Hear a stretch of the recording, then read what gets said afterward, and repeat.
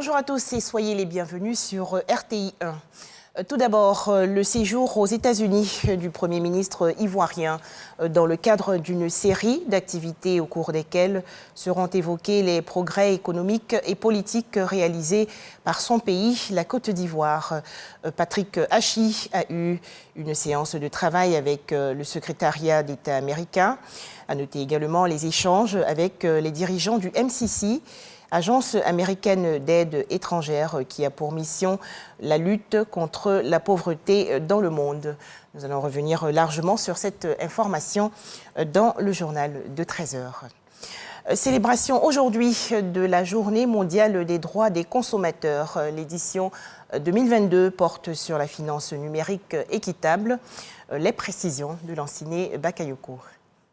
Pour les paiements, les prêts, l'assurance et la gestion de patrimoine, les technologies numériques ont remodelé la vie des usagers, devenant un outil clé pour les consommateurs de services financiers, notamment en Côte d'Ivoire, où près de 32 millions d'utilisateurs sont inscrits au registre. La forte pénétration des smartphones, l'augmentation du haut débit de l'Internet, l'importante population non bancarisée et l'avènement des fintech, c'est-à-dire les entreprises qui utilisent la technologie pour offrir des services financiers innovants, constituent les facteurs explicatifs de l'essor du numérique et de la finance numérique équitable. À cela s'ajoute l'expansion du transfert mobile qui offre aux exclus du système bancaire classique de disposer de produits financiers adaptés à leurs besoins. Pourtant, dans cet espace numérique et virtuel, des défis liés à la cybercriminalité persistent, notamment l'escroquerie, l'hameçonnage et les atteintes à la confidentialité des données personnelles. Au niveau gouvernemental,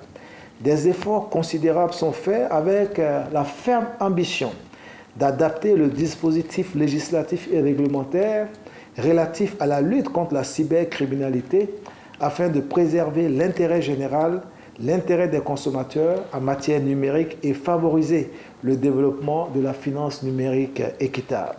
Autre action menée par le gouvernement pour impulser davantage cette dynamique, le développement des équipements techniques en vue d'élargir la couverture du réseau téléphonique sur l'ensemble du territoire. Sans cet équipement, le numérique ne peut prospérer et évoluer durablement. C'est cet investissement colossal, mais nécessaire pour tirer avantage certain de cette révolution de notre ère à travers la finance numérique équitable.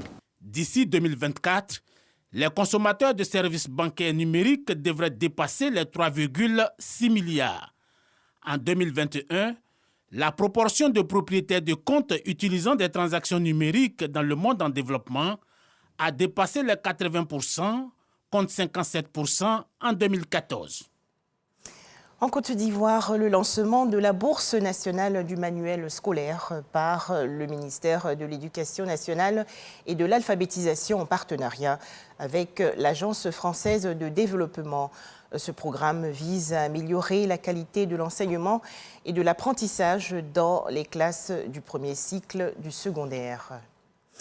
En image, l'actualité hors de chez nous. Une dizaine de gendarmes ont été tués dans une embuscade dans la région nord du Burkina Faso. Auparavant, c'était un car de transport qui avait sauté sur une mine artisanale dans cette zone, faisant plusieurs blessés et morts.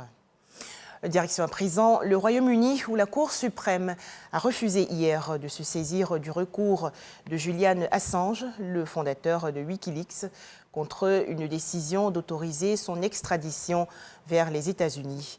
Les autorités américaines veulent le juger pour une fuite massive de documents importants.